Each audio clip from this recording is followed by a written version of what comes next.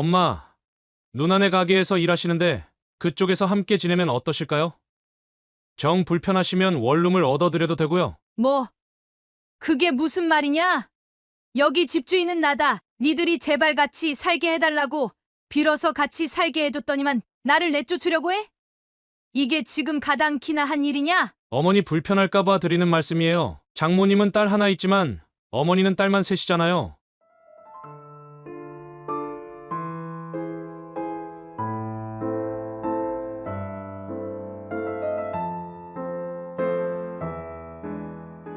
사연을 듣고 난 후 각자의 의견을 댓글로 남겨주시기 바랍니다. 사소한 댓글이라도 사연자분에게 큰 힘이 될 수 있습니다. 각색될 수 있고 사연자분의 입장에서 구성될 수 있습니다. 얼마 전 남편과 사별한 선우은선 여사는 사남매를 잘 키우며 살았습니다. 지금까지 인생에 걱정거리가 없었지만 최근에 걱정거리가 생겼습니다. 사남매 중 아들과 며느리 그리고 사돈댁에 대한 문제가 바로 그것이었습니다. 아들은 덜컥 혼전 임신한 며느리를 데려왔습니다. 어디 우연찮게 놀러 갔다가 눈이 맞아 그날 혼전 임신까지 하게 되어 결혼하겠다고 데려오니 남편은 뒷목을 잡았습니다. 가진 반대에도 불구하고 아들이 그 여자랑 결혼하겠다고 책임지겠다고 했기에 결국 남편은 혈압으로 쓰러지고 말았습니다. 아버지가 쓰러져도 난 이 사람과 결혼할 거예요. 내 아이를 가진 여자인데 어떻게 내가 나 몰라라 해요. 난 나쁜 놈 되고 싶지 않고 인연이 된 것을 이어나가고 싶어요. 그래도 아버지가 너한테 거는 기대가 많은데 네가 그러면 되겠니? 아버지 저렇게 반대하시는데 나중에 깨어나서 너 결혼한 거 보고 충격받을까 걱정이다. 저 이제 엄마 아버지 품 안의 자식 아니에요. 부모님이라면 이제 애 아버지 될 아들에게 책임감이라는 것을 갖게 해주는 게 맞다고 생각해요. 아들의 말을 듣고 그 말이 옳다는 생각이 들었습니다. 아들이 간만에 옳은 자기의 뜻을 살려 결혼하겠다고 했고 차라리 그럴 거면 혼인신고부터 하고 결혼식은 아버지 깨어나면 하자는 생각이 들었습니다. 그러나 처갓집 부모님이 딸 배가 불러오는데 언제까지 기다릴 수 없다고 해서 결국 아들의 말을 들어줄 수밖에 없었습니다. 아들이 전에 만나던 여자친구들은 학교 선생님도 있었고 대기업 다니는 여자도 있었으며 공무원도 있었지만 결국 아들이 택한 곳은 고졸 출신 네일아트를 하는 여자였습니다. 상견례 때 예비 사돈들을 보니 안 사돈은 미용실을 오래 운영하던 사람이었고 바깥 사돈은 안 사돈이 벌어온 돈으로 놀고 먹으며 사고나 안 치면 다행인 양반이었습니다. 안 사돈은 수수하니 양반이었지만 바깥 사돈은 머리도 노란색에다 상견례 때 옷차림도 그다지 합당치 않아 보였습니다. 선우 여사는 병상에 누워있는 남편을 뒤로하고 홀로 상견례를 하며 한숨부터 쉬었습니다. 그래도 안 사돈은 빨리 딸을 시집 보내고 싶어 했고 더군다나 무남동녀 외동딸인지라 고민이 많은 듯 했습니다. 그러나 우리 아들을 잘 만났다고 생각하는 모양이었습니다. 안 사돈은 우리 아들을 무척이나 예뻐하는 모습을 보였습니다. 제가 우리 사위 가끔 오면 머리도 해주고 하는데 어쩌면 예의도 바르고 사근사근 말도 재밌게 하고 아들 정말 잘 키우셨습니다. 사돈, 아닙니다. 별 말씀을요. 따님이 배불러 올까봐 근심이 크신 것 같아서 아들이 결혼을 서두르는 것 같아 보이기는 했습니다. 아무쪼록 저희 아들 잘 부탁드립니다. 아무렴요.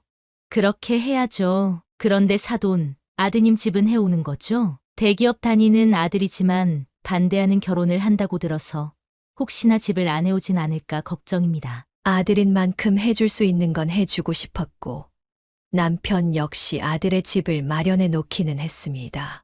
그러나 남편이 하는 일이 잘 안 되면서 아들의 집마저 날리고 말았습니다. 부부가 가진 재산이라고는 부부가 살고 있는 오래된 아파트가 전부였습니다.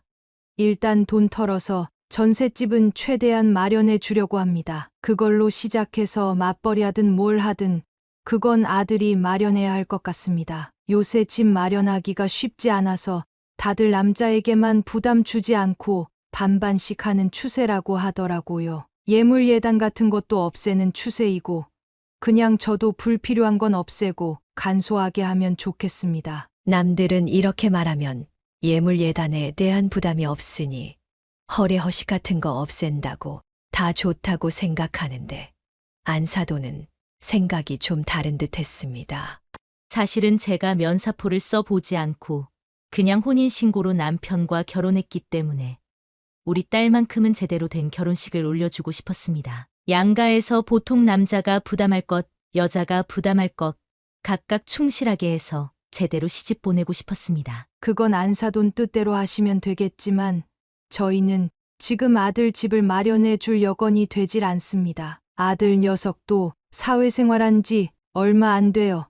집 마련하기 쉽지 않을 테고요. 아시다시피 처음부터 자가로 시작하는 집 없습니다. 월세부터 시작하는 집들도 많고 전세로 살다가 청약 당첨되면 이사하는 게 수순이라고 하더라고요. 그러면 집은 못 해주신다는 말씀이네요. 정자가부터 원하신다면 아들이 능력껏 사회생활하면서 집을 마련할 때까지 기다리셔야 하는데 지금 며느리가 뱃속에 손주를 품고 있는 상황에서 좀 어렵지 않을까 싶습니다만 안사도는 더 이상 입을 다물어 버렸고 바깥사도는 딸 결혼식에는 별로 관심이 없었는지 음식만 대충 먹고 전화가 와서 바깥으로 나간 뒤로는 보이지 않았습니다.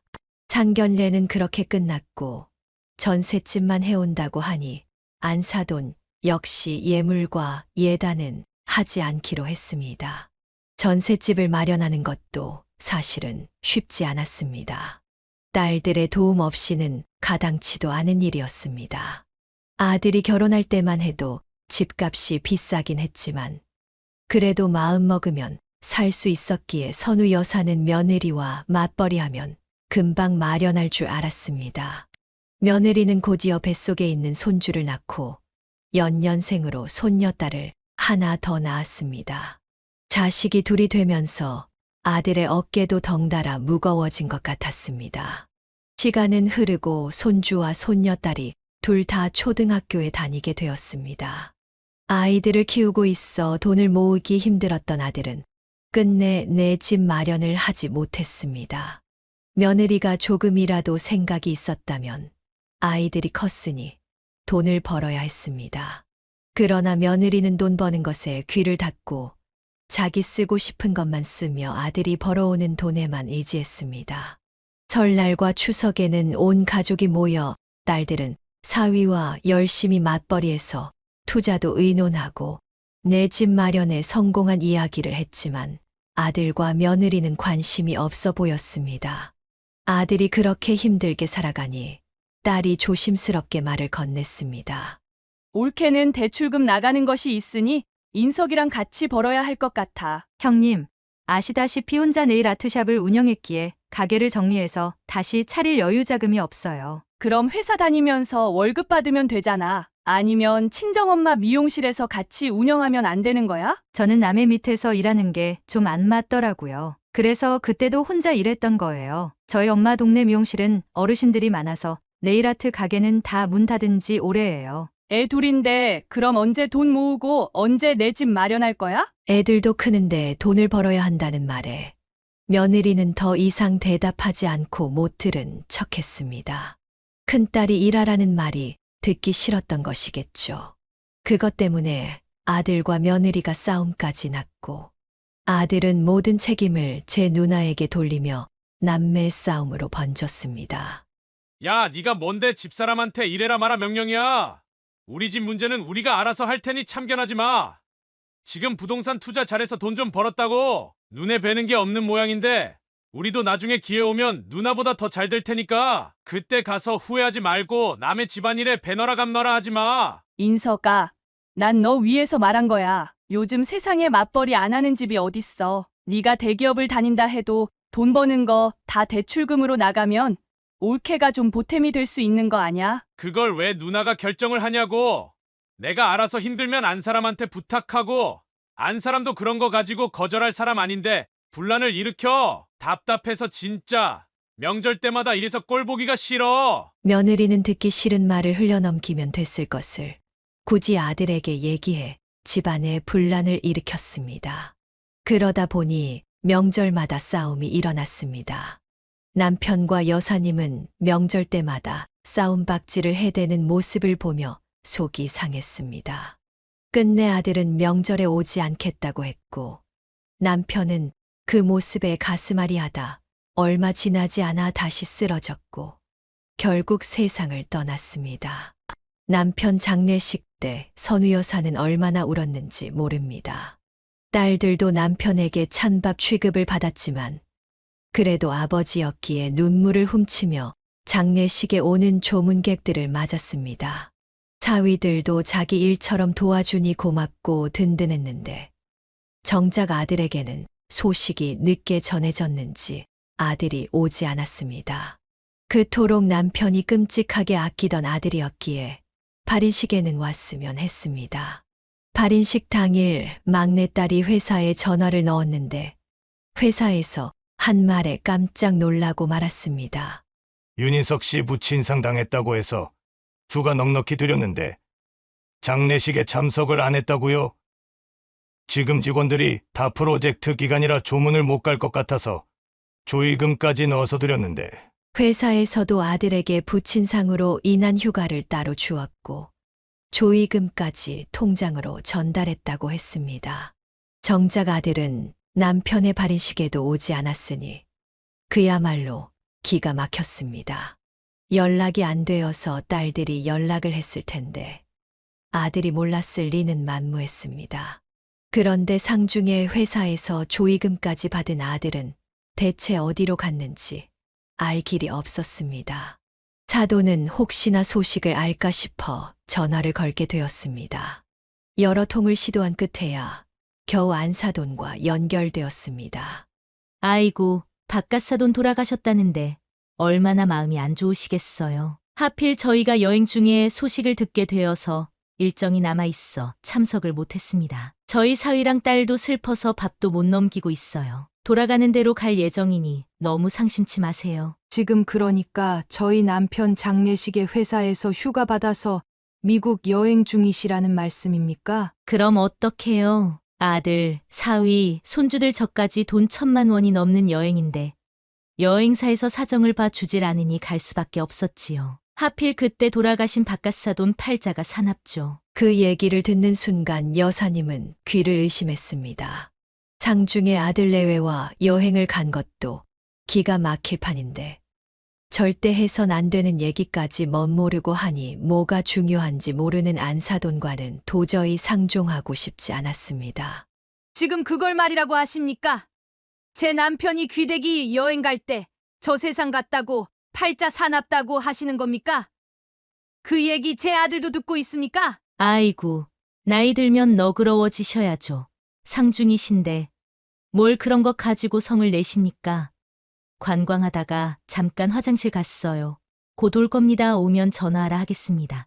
안사돈은 그렇게 말하고 전화를 끊었고 그나마 마음 한편에 안심이 되었던 것은 안사돈이 아들 앞에서 말한 것이 아니었고 아들이 알고도 묵인한 게 아니란 사실이었습니다. 얼마 후 아들에게 전화가 왔고 선우 여사는 아들의 목소리를 듣자마자 눈물이 솟았습니다. 지금 여행 중이라 들었는데 아버지 지금 발인식인데 당장 와야 하지 않겠냐? 대체 언제 올 수 있는 거냐? 죄송해요, 엄마. 아버지 상중 소식을 미국에 도착해서 알게 되었어요. 패키지 여행이라 일정도 잡혀 있고 비행기 시간도 잡혀 있어서 어쩔 수 없었어요. 당장 돌아갈 비행기도 알아봤는데 다 만석이어서 티켓도 끊을 수가 없더라고요. 그래도 아들이 아버지의 장례식에 참석하려고 노력했다고 얘기하니 그나마 마음이 나아졌습니다. 언제 올 거냐고 묻자 아들은 머뭇거렸고 일정을 다 채우고 갈 수밖에 없다고 했습니다. 회사에서 상중이라 휴가를 더 줬다고 하면서 발인식에 참석하지 못해 죄송하고 한국에 가는 대로 아버지를 찾아뵙겠다고 약속했습니다.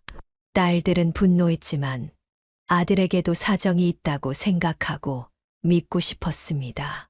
전화기 너머의 아들 목소리는 간절했고 아버지의 장례식에 참석하지 못해 걱정하는 것이 느껴졌습니다.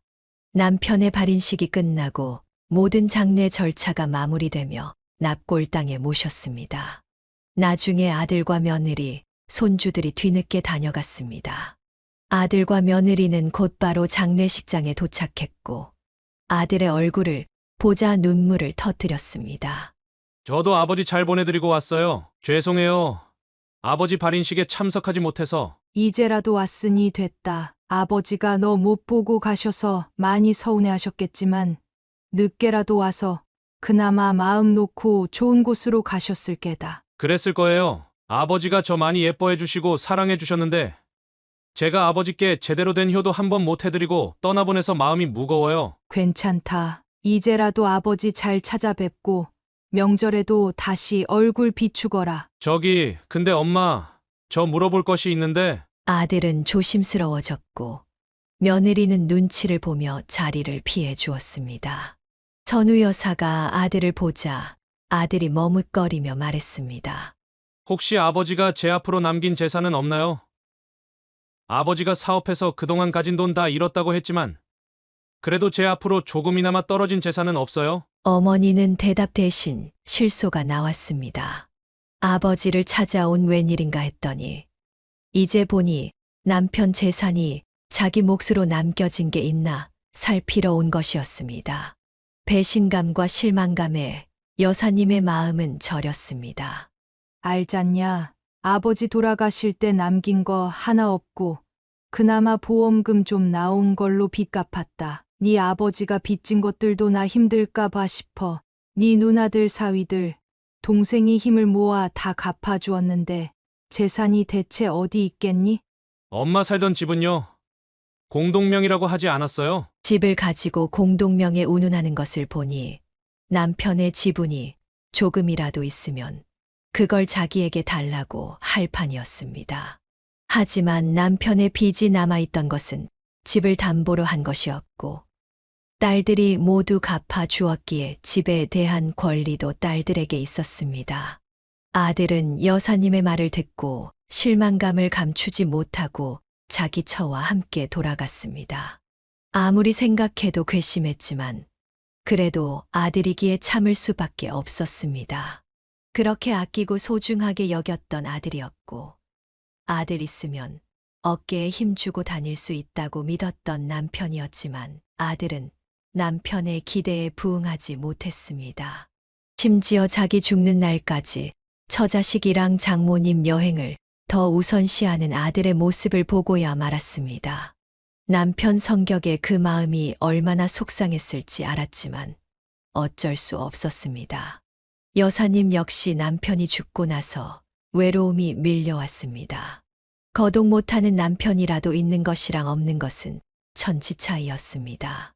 마음을 달래려고 여사님은 소일거리가 필요했습니다.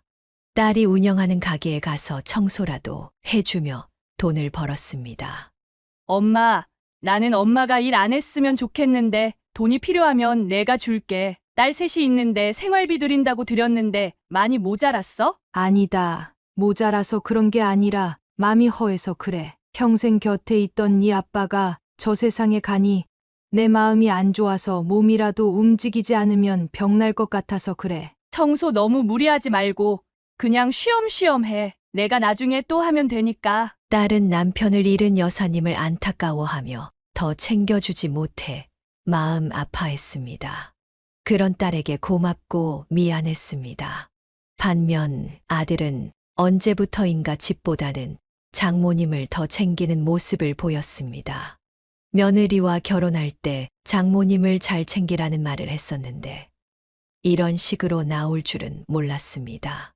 안사돈이 딸을 혼자 키우며 가장 노릇을 하던 터라 아들 딴에는 장모님이 가엾어 보였던 것입니다. 상견례 때 바깥사돈은 딸 결혼식이니까 참석했지만 거의 남처럼 사는 사이였습니다.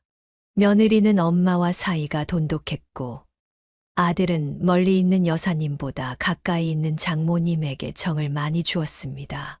물론 안사돈도 아들을 참 예뻐했습니다. 그러나 남편 장례식에 장모님과의 여행 문제가 터지면서 선우 여사님은 그 부분에 대해 안사돈이 나서서 사위를 혼쭐 내야 했다고 생각했습니다. 남편의 장례식이 우선이라는 것을 가르쳐야 했는데 그 나이 먹도록 아들도 제대로 처신하지 못하고 여행이 어그러지고 돈만 나갈 것을 더 염려했던 안사돈은 사위를 남으라는 대신 이익이 우선이라며 부추겼습니다. 그런 안사돈을 이해하기 어려웠지만 제 딴에는 아들 대신 안사돈을 더 원망하고 싶었던 건지도 모릅니다. 그 이후로 아들은 누나들과 제어머니와 대면대면하게 지냈고 처갓집만 챙기기에 급급했습니다. 그러던 어느 날 일이 생겼습니다. 비트코인이 한참 유행하던 때 아들네 회사에서 비트코인으로 돈을 벌었다는 사람들이 많아 비트코인에 관심을 갖기 시작했다고 했습니다. 항상 돈에 쪼달리던 아들은 처음에는 소액으로 비트코인을 시작했는데 순식간에 몇 배로 치솟는 것을 보고 돈 욕심이 났습니다. 생전 연락 없던 아들이 어머니를 찾아와 부탁을 했습니다. 갑작스러운 말이긴 한데 저희 엄마네 집에 들어와서 합가하는 건 어떻게 생각하세요? 아들의 말이 당황스러웠습니다. 합가를 할 거면 그동안 신경 쓴 장모님과 하면 될 것이지. 왜 여사님에게 이런 말을 하는지 이해가 되지 않았습니다. 갑자기 합가라니. 무슨 일 있냐? 아니요. 그냥 곁에서 장모님만 보니까 엄마가 요새 많이 밟히더라고요. 제가 제때 아버지 장례식에도 못 가고 엄마한테 다 맡겼는데 있을 때 잘하라는 말이 떠오르면서 제가 그동안 엄마에게 너무 무심하다는 생각이 들어서요. 찝찝했지만 아들의 말을 들은 어머니는 기뻤습니다. 드디어 아들이 정신을 차렸구나. 천륜인 부모 형제를 챙기려 하는구나 싶었습니다. 하지만 아들의 계획은 따로 있었습니다. 전세금 빼서 비트코인 한번 해보려고요. 요즘 상승장이라 어디에다 놔도 다 돈이 오르는데 이게 마지막 돈 벌 기회인지 모르겠어요. 그거 위험한 거 아니냐? 돈은 성실하게 일해서 벌어야 하는 거다. 바보 같은 소리 마세요. 누나들이랑 동생은 성실하게 돈 벌어서 일어났어요. 성실하게 일해서 번 돈보다 투자해서 얻은 이익이 더 많잖아요. 저 이제까지 성실하게 일했는데 돌아오는 건 빚밖에 없었어요. 이제 저도 바보처럼 살지 않으려고요. 아들은 더 이상 성실하게 일하며 바보같이 살지 않겠다고 전세금을 빼서 비트코인에 넣겠다고 했습니다. 안사돈 집은 사실상 가게에 딸린 방 한 칸이 전부여서 합가할 수 없는 상황이었습니다. 여사님은 위험하다고 가진 돈도 다 잃을 수 있다고 말했지만 아들은 여사님의 말을 듣지 않고 기어코 합가를 하게 되었습니다. 어머니가 살던 집은 37평으로 혼자 살기에는 큰 집이었고 방도 삭칸이어서 여러 명이 살기 좋았습니다. 아들은 부부가 함께 했으니 화장실 있는 방을 쓰고 싶어 했지만 합가한다는 허락도 없이 무조건 밀고 들어왔기에 안방은 내어줄 수 없다고 했습니다.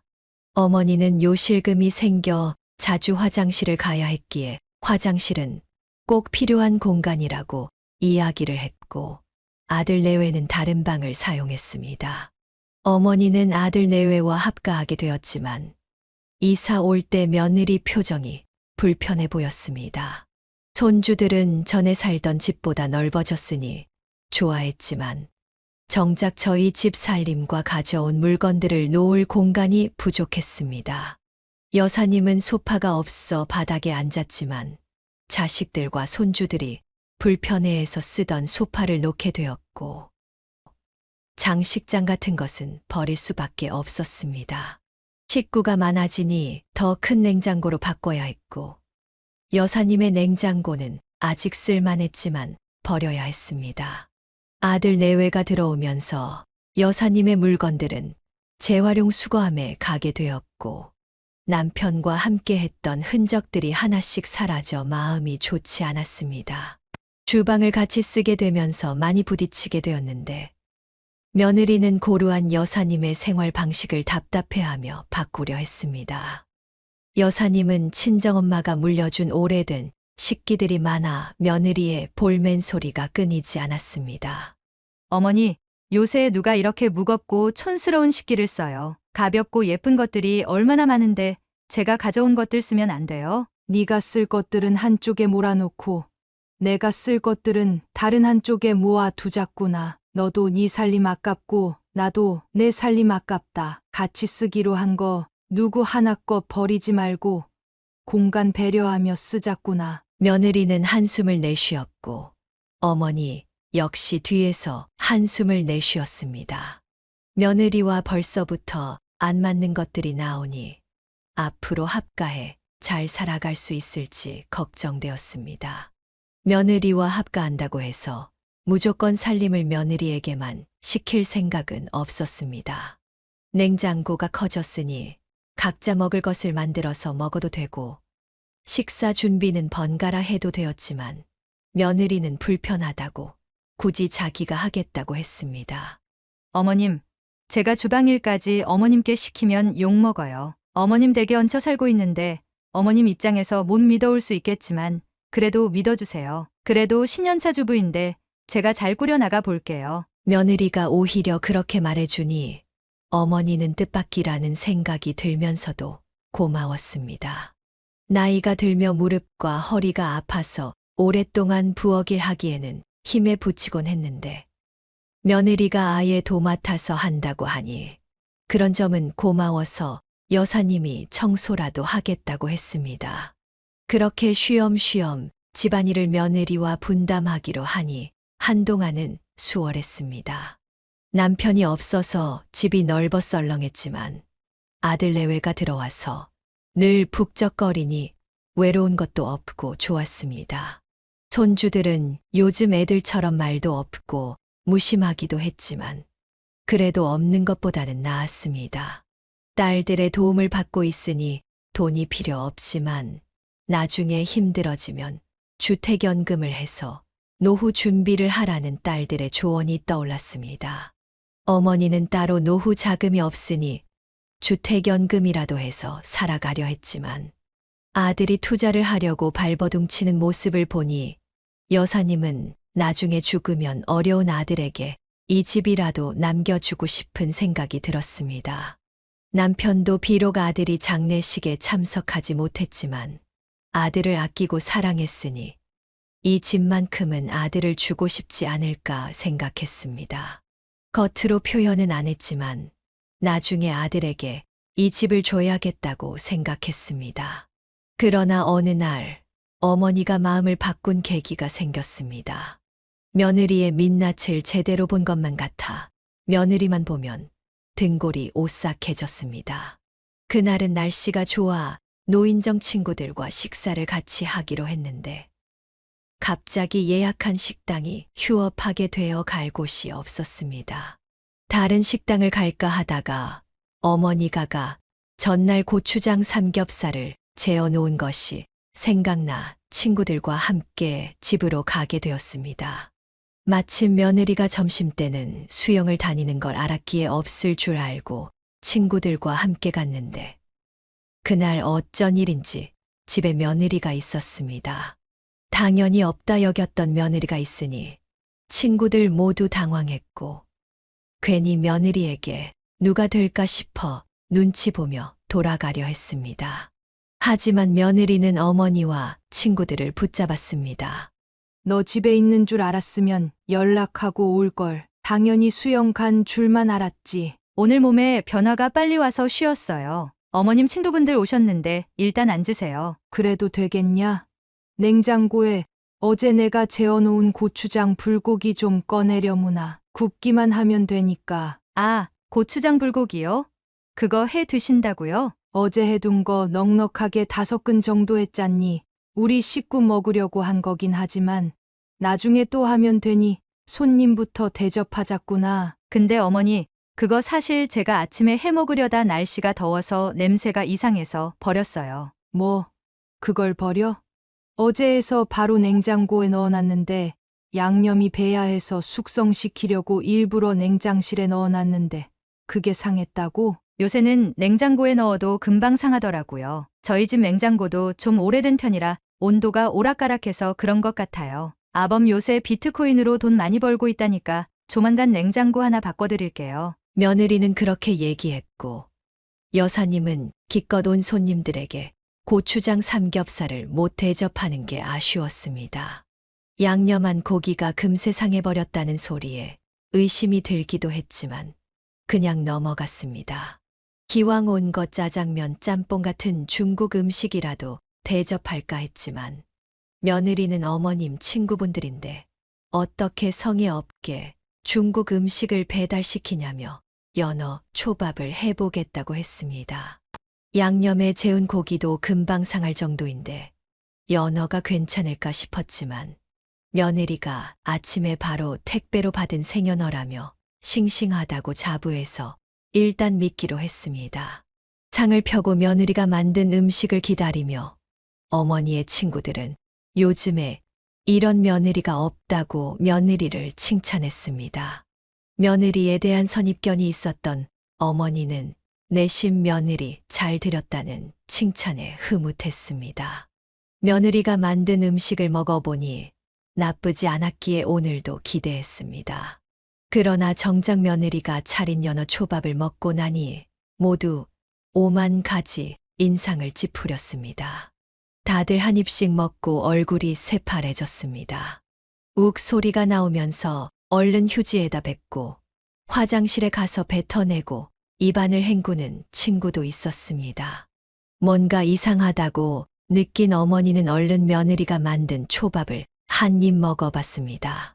알싸한 고추냉이가 입안을 자극하며 매운 기운이 온몸에 퍼지자 어머니는 바로 뱉었고 물로 입안을 헹궈도 매운 감이 남아 몸을 부르르 떨었습니다. 며느리가 깜짝 놀라며 다들 왜 그러시냐고 물으며 연어 초밥을 입에 넣었지만 며느리는 맛있게 먹으며 다른 어르신들에게 사과했습니다. 죄송해요. 제가 이번에 직구해서 고추냉이를 샀는데 이게 어르신들 드시기에는 좀 매웠나 봐요. 저는 참 맛있거든요. 맛있게 해드린다는 게 실수한 것 같아 죄송하네요. 며느리는 정작 맛있게 먹었고 친구들은 음식이 주관적이라며 우리가 나이가 들어 젊은이들 입맛을 못 쫓아가나 보다 생각했습니다. 모두 며느리를 위로하며 정성껏 준비한 음식을 뱉어버려 미안해했지만 입안이 얼얼해 짜장면도 먹기 힘들다며 그냥 가버렸습니다. 어머니는 너무 미안했습니다. 기껏 집까지 초대했는데 손님들을 굶겨 보냈으니 말입니다. 며느리가 왔다 갔다 하며 손님상을 치우는 동안 어머니는 나머지 밑반찬을 냉장고에 넣으려고 반찬통을 가져다 냉장고 문을 열었습니다. 냉장고는 정상 작동이 잘 되고 있었습니다. 그 고추장 삼겹살만 멀쩡했어도 손님상을 잘 차릴 수 있었는데 어머니는 아쉬웠습니다.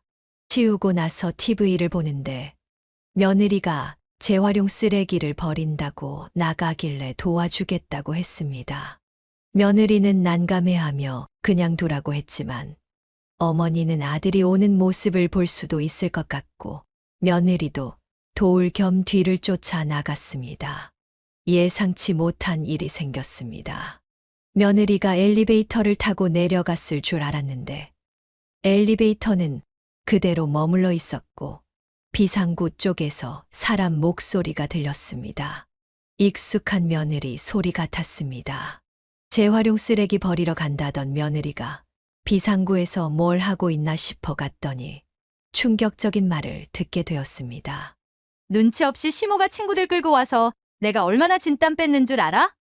엄마, 저번에 시모가 한 고추장 불고기 맛있다고 해서 이번에 5근이나 했길래 그거 좀 빼서 엄마 준 건데 그걸 손님 대접한다고 하니 놀랐잖아. 시모한테 버렸다고 했어. 냉동실에 넣어놨으니 가져가. 손님 상은 어떻게 차렸어? 미니가 연어 먹고 싶다고 해서 사놓은 연어에다 고추냉이 잔뜩 뿌려서 줬더니 다 뒤집어지고 난리였어. 얼마나 웃기던지 눈물까지 나더라니. 나야 워낙 고추냉이 맛에 익숙해서 괜찮지만 노인들 아주 혀가 얼얼했을 거야. 다신 우리 집에 안 올걸. 어머니는 기가 막히고 어이없었습니다. 선입견이라고 생각했던 것들이 현실로 드러나며 왜 남편이 며느리와의 결혼을 반대했는지 알 것 같았습니다. 말끝마다 시어머니를 어머니도 아니고 시모라고 부르며 고추장 삼겹살을 친정엄마에게 가져다 준 것도 모자라 작정하고 친구들까지 내쫓으려 한 며느리의 행동은 충격적이었습니다. 심장이 두근거렸습니다. 당장 나서서 며느리를 질타하고 싶었지만 아들이 난감해질 상황을 생각하니 차마 그러지 못했습니다. 결국 며느리의 행동을 모른 척하고 집으로 돌아온 어머니는 며느리가 말했던 냉동실 구석을 보니 잘 싸놓은 고추장 삼겹살이 검은 봉투에 쌓여 있었습니다. 쓸쓸함을 감추지 못한 어머니는 만약 며느리가 솔직히 말했다면 더 많이 만들어 사돈 어른께도 보낼 수 있었을 텐데 왜 그랬을까 마음이 안 좋았습니다. 며느리가 없는 줄 알고 친구들을 데려온 어머니는 잠자코 있을 수밖에 없었습니다. 다시 한번 사돈을 위해 고추장 삼겹살을 만들어 보내야겠다고 생각했습니다. 얼마 안 있어 안사돈이 정말로 어머니의 집을 방문했습니다. 딸네 가게에서 청소해주고 돌아오니 며느리와 사돈, 일찍 퇴근한 아들이 함께 있었습니다. 사돈 얼굴이 울었던 것처럼 빨갛게 되어 있었습니다. 어머니는 얼른 티슈를 몇 장 빼서 안사돈에게 건넸고 안사돈은 펑펑 눈물을 쏟아냈습니다. 사돈, 무슨 일 있으세요? 걱정되게 왜 이리 서럽게 우세요? 어머니가 물으니 아들이 대신 말했습니다. 엄마, 아무래도 장모님을 저희 집에서 당분간 모시고 살아야 할 것 같아요. 그게 무슨 소리냐? 장인어른이 크게 돈 사고를 치셔서 장모님 가게가 넘어가 버렸어요. 그래서 장모님이 계실 곳이 없어요. 아들은 안타깝게 장모님에 대해 얘기했습니다. 사정을 자세히 들어보니 바깥사돈이 빚을 내 투자를 했던 것을 안사돈이 갚아야 하는 상황이었습니다. 평생 미용실을 운영하며 번 돈을 모두 남편에게 뺏기고 노후 자금을 마련하지 못해 독하게 일해왔던 안사돈은 결국 가게와 방까지 잃고 말았습니다. 자식에게 폐를 끼치기 싫어 원룸에서 살다가 월세조차 못 내 쫓겨난 상황에서 며느리는 엄마가 가엾다며 통곡했습니다. 어머님, 저희 엄마 갈 곳이 없는데 잠시라도 같이 지내면 안 될까요? 아버지 때문에 엄마가 고통을 많이 받아서 혼자 두면 안 될 것 같아 부탁드리는 거예요. 그래요, 엄마. 장모님 혼자 계시고 엄마도 혼자 계신데 서로 친구하고 말동무하면서 같이 지내면 좋잖아요. 제가 거실에서 잘 테니 장모님이랑 집사람이 같이 자면 될 것 같아요. 어머니는 오갈 데 없는 안사돈을 내쫓을 수 없어 당분간 머물게 했습니다. 아들이 거실 소파에서 며칠 자고 며느리와 안사돈이 함께 잤는데 아들이 며칠 잠을 못 자고 출근하니 얼굴이 푸석해지고 많이 안 좋아 보였습니다. 그렇다고 안사돈을 바깥 소파에서 자게 할 수도 다 큰 아들을 옆에 재울 수도 없어서 결국 어머니는 안사돈과 같은 방에서 잘 수밖에 없었습니다. 안사돈은 잠버릇이 험하고 코를 골며 이를 갈고 굴러다녀 어머니는 안사돈과 함께하는 동안 잠을 이룰 수 없었습니다. 새벽에 너무 힘들어 이불을 깔고 아래에서 잤는데 그러다 보니 아래가 더 편해져 침대는 안사돈이 쓰게 되었고 어머니는 바닥에서 자게 되었습니다. 이부자리는 그렇다 치더라도 코 고는 소리는 도저히 견딜 수 없어서 결국 어머니는 소파에서 자게 되었습니다. 소파에서 자니 허리가 아팠지만 며느리는 안사돈과 같이 살게 되었다며 좋아했습니다. 어머니는 잠 때문에 점점 힘들어졌습니다. 그날도 제대로 잠을 못 자 비몽사몽으로 거실로 나왔을 때 문틈 사이로 아들과 며느리의 대화가 들렸습니다.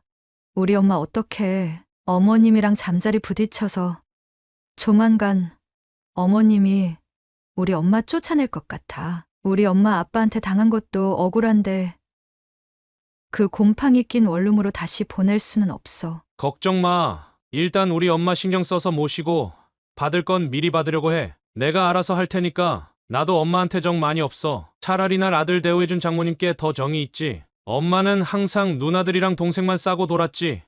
나는 챙기지도 않았거든. 정말 그럴까? 그럼 어머님은 어떡하지? 당신이 어머님 살 집 얻어줄 거야? 그토록 엄마 아끼는 딸이 셋이나 있는데 어떻게든 하겠지. 이제까지 딸들 덕 보며 살아왔는데 엄마도 딸들 곁에 있는 게 마음 편하지 않을까? 각자 편하게 사는 게 인생이지 뭐. 며느리의 말도 충격적이었지만 아들과 며느리의 대화도 충격적이었습니다. 어머니는 다시 코 고는 소리가 진동하는 방으로 돌아갔고 멍하니 아들 내외의 대화를 떠올리며 코를 골며 자는 안사돈을 쳐다보았습니다. 그 순간만큼은 자식을 자기 편으로 만든 안사돈이 부러웠습니다. 어머니는 딸들을 챙겼던 이유가 남편이 딸들을 차별했기에 상처받지 않도록 하기 위함이었지만 아들은 전혀 그렇게 생각하지 않았습니다. 어머니는 이참에 아들 내외를 불러 비트코인으로 번 돈이 있을 테니 그걸로라도 안사돈에게 집을 마련해 주던가 아니면 다 같이 살 집을 마련하라고 말하고 싶었습니다. 하지만 아들의 표정은 좋지 않았고 며느리도 어쩔 줄 몰라 했습니다. 엄마, 죄송해요. 처음에 코인으로 3배까지 벌어서 3억이 되었거든요. 그걸 그때 뺐어야 했는데 더 오를까 싶어 욕심부리다가 망해버려. 한순간에 몇 억이 몇십만 원이 됐어요. 일단은 기다리면 오를 거라고 해서 버티려고 해요. 아들의 말에 어머니는 충격을 받았습니다. 남편 모르게 아끼고 쓰지 않고 모은 돈, 딸들이 열심히 일해서 모은 돈이었는데 그걸 너무나도 쉽게 투자한다는 명목으로 날려버렸다는 사실에 허망해졌습니다. 그게 무슨 소리냐? 나와 네 누이들이 모은 1억 넘는 돈을 다 날렸다는 말이냐? 그럼 이제 어쩌려고? 일단 나중에 또 오르는 시기가 있다고 하니 기다려야죠. 그동안만 엄마 신세 져야 할 것 같아요. 장모님도 같이 살아야 할 것 같고요. 장모님도 엄마와 같은 방 쓰는 거 불편해 하시더라고요. 그래서 하고 싶은 말이 뭐냐? 엄마, 누나네 가게에서 일하시는데 그쪽에서 함께 지내면 어떠실까요? 정 불편하시면 원룸을 얻어드려도 되고요. 뭐? 그게 무슨 말이냐? 어머니는 믿기지 않았습니다. 얼마 전까지 혼자 살던 집이었는데 아들 내외가 허락 없이 들어와 합가하더니 이제 제 멋대로 안사돈까지 모셔와 집을 점거하고 있었습니다. 그리고 정작 집주인인 어머니를 내쫓으려 하는데 기가 막혔습니다. 여기 집주인은 나다. 니들이 제발 같이 살게 해달라고 빌어서 같이 살게 해줬더니만 나를 내쫓으려고 해? 이게 지금 가당키나 한 일이냐? 어머니 불편할까봐 드리는 말씀이에요. 장모님은 딸 하나 있지만 어머니는 딸만 셋이잖아요. 어머니는 어이가 없었습니다. 금지옥엽 키운 친아들이 등에 비수를 꽂는 것 같았습니다. 이제는 더 이상 버틸 수 없이 나지막히 한마디를 내뱉었습니다. 내 집에서 날 쫓아낼 생각을 하다니, 너를 아들로 대하고 집을 물려줄 생각을 하고 있었다니, 이 집 니들 절대 못 산다. 할 도리 다 했건만 네 능력 부족으로 다 날렸으니 네 살길은 네가 알아서 마련하고 나는 이 집 주택연금 처리하련다. 주택연금이요? 이 집을요? 말도 안 돼요. 누구 맘대로요? 누구 맘대로긴 집주인 맘대로지. 이제 와서 아쉬운 소리 하지 말고 안사돈이랑 며느라기랑 같이 살아갈 방법을 찾는 게 빠를 게다. 어머니는 큰 깨달음을 얻었습니다. 현실을 보게 됨으로써 이제 아들의 손을 놓기로 했습니다. 당장 갈 곳이 없다 해서 걱정이 되기는 했지만 이 걱정도 쓸데없는 사치라는 생각이 들어 모든 신경을 끊기로 했습니다. 아들은 절대 못 나가겠다는 입장이었고 안사돈도 마찬가지였습니다. 그때 어머니의 이런 상황을 알고 딸들의 사위들이 찾아왔습니다. 사위들은 아들보다 몇 배는 더 듬직했습니다. 아들이 행패를 부리려고 하는 것을 막고 강제로 집에서 내쫓았습니다. 장정 셋이 모이니 일은 일사천리로 진행되었습니다. 어머니는 든든한 사위들의 도움으로 제 집에서 버틸 수 있었고 아들 며느리를 장모님과 함께 내보낼 수 있었습니다. 그 후 아들과는 소식이 끊어졌습니다. 그렇지만 들리는 소문에 의하면 집 없이 떠돌아다니던 탓에 며느리와 아들의 사이는 더욱 안 좋아졌고 안사돈도 아들에게 폭언과 갑질을 일삼았다고 했습니다. 그제서야 아들은 어머니의 소중함을 깨달았지만 그때는 이미 늦었습니다. 종종 아들에게 연락이 왔지만 어머니는 무시하고 있었습니다. 지금까지 선우은선 여사님의 사연이었습니다. 어머니를 무시하고 장모님과 아내에게 빠져 이를 그르친 아들이 너무 한심하게 생각됩니다. 사연을 듣고 댓글로 의견을 남겨주시기 바랍니다. 사소한 의견일지라도 사연자분에게는 큰 힘이 됩니다. 노골적인 악성 댓글은 사연자분에게 상처가 될 수 있으니 삼가주시기 바랍니다.